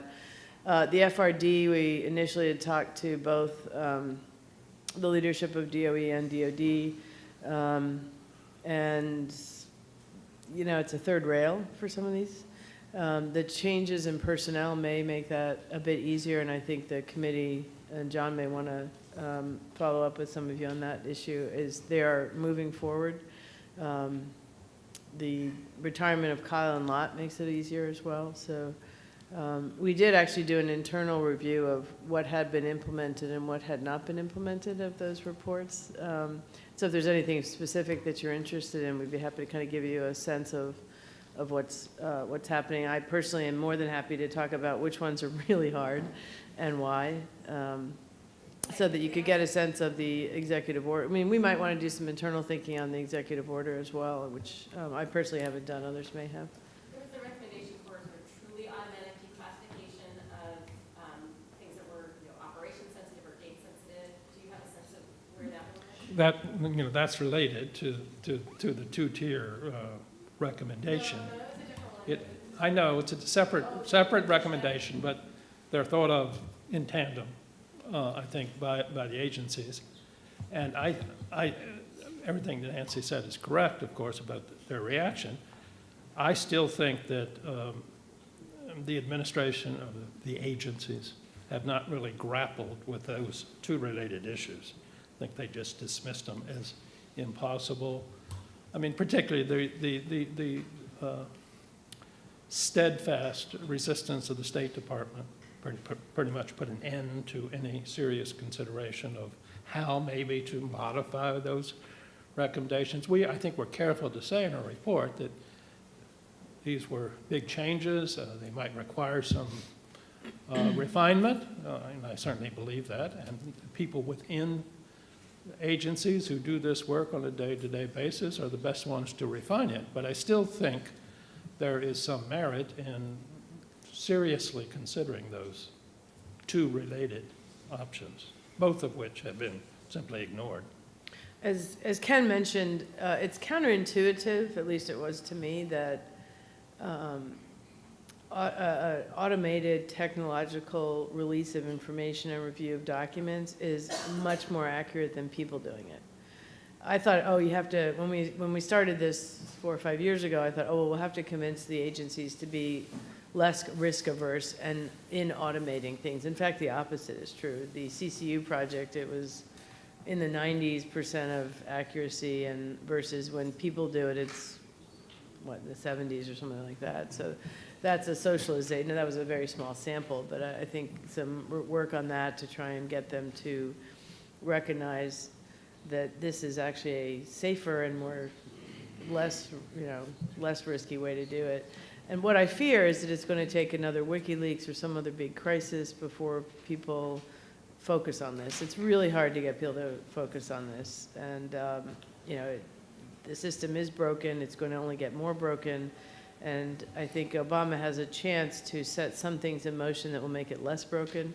But a fundamental transformation of how documents are classified and declassified, I'm fearful that it will take a big catastrophic event to get that focus needed. And I think we're hoping that the president can use the time in office to try and set some of this up. But I come back to the executive order, which I think is really crucial to doing this. And I appreciate John's leadership in getting that out the door.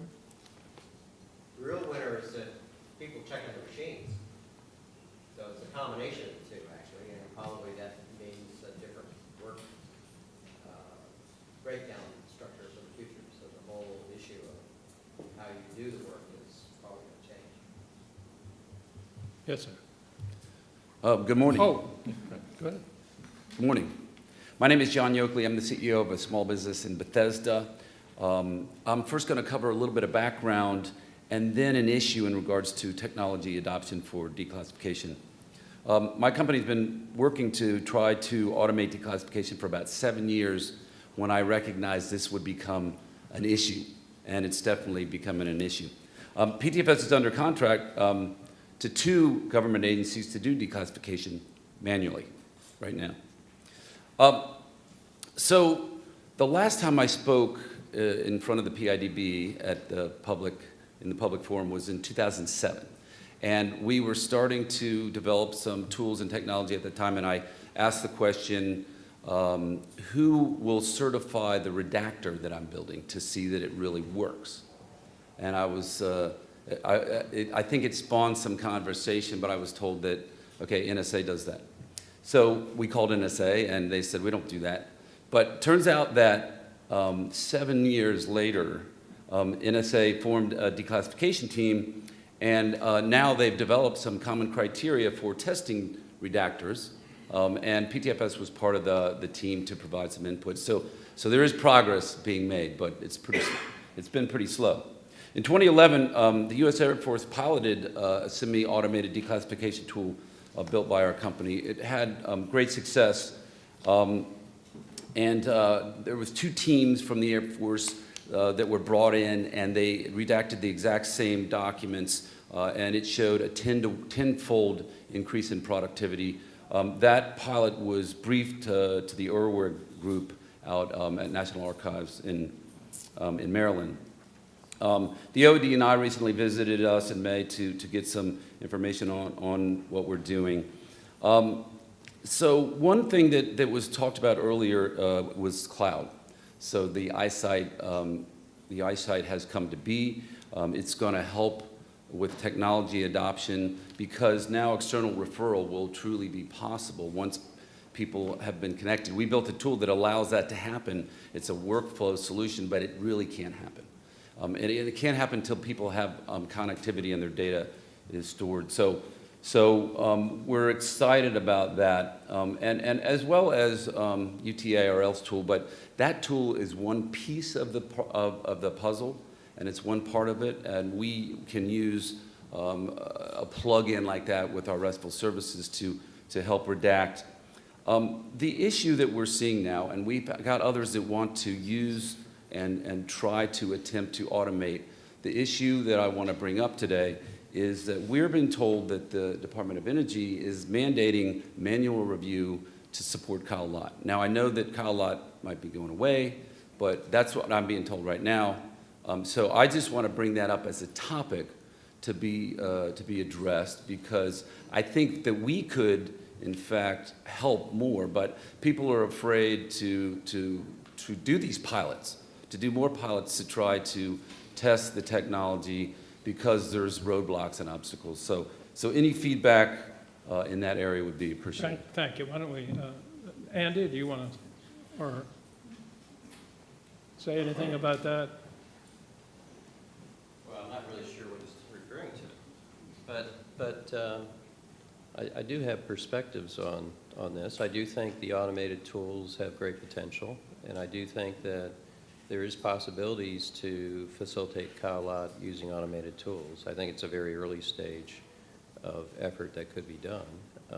Certainly at Department of Energy, we're beginning to look at things like that as well. One of the comments that I heard, since I have this opportunity, one of the comments I heard, which I agree with 100%, is that if you want to reduce overclassification, you actually have to start classifying less information at its origin. Right. And that means the government needs to make some decisions up front about the risk equation they make and have a higher risk level to not classify information. That's across the board. And secondly, the public tends to misconstrue that when the government classifies less information, it equates immediately to release of information. And that's not true, because we have a group of tools that we use to control information. Some of it is classified and some of it's controlled information. And if all you're doing in the end is moving from classified to controlled, you're not really getting any benefit for the public. And so that's something to think about. If all we're doing is, on the confidential issue, moving from confidential to some form of controlled, or going from confidential to secret, we really have changed the paradigm, but we haven't get any benefit for the public. And that really needs to be the goal for release and constructive. So that's the two thoughts I have. So I'm not against tools that can facilitate Kyle Lott, but it has to be done the right way and has to be done in a way that makes sense, that gives us the same consistency and control the information that we think are very important, if it needs control to be controlled. Could I just clarify your answer to him, though? It's my understanding that under the current system, the FRD information, to the extent that it's reviewed at all, is reviewed by a 2 eyes per page process. No, not 2 eyes. So what happens in Kyle Lott is that Kyle Lott is a system. What we do is we train other agency reviewers to recognize what is RD and what is FRD, and to flag that information for a second check to see by DOE that whether it is FRD or RD. So in that process, people tab documents in their collection saying this is potentially RD, FRD. That's the quality check. And then in the referral process, which is a separate process within the NDC, DOE goes and says, yes, it is, yes, it isn't. So for example, in the Kyle Lott process that we do, there's human error in this process. We've saved around 9,000 pages of stuff that was RD, FRD. In the referral process, 200-some thousand pages of RD, FRD have been picked up. So the system works. And in that process, over 300 million pages have been processed and are cleared for public release. So I'm a believer in Kyle Lott and what it does. Can you make it more efficient for the other agencies by having an automated tool? Sure. But like every other automated tool, there's a lot of work to be done. It's not a slap together a quick tool and say you can do it well. So that's my perspective. Thank you, Andy. David, I think we still have time for a few closing remarks. Why don't you?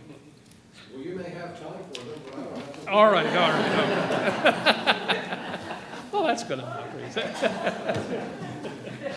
Well, thank you all for coming. I remind you again that our next public meeting will be December 8th, and we're will at that time be particularly interested in recommendations for changes to the current executive order on security classification. Thank you.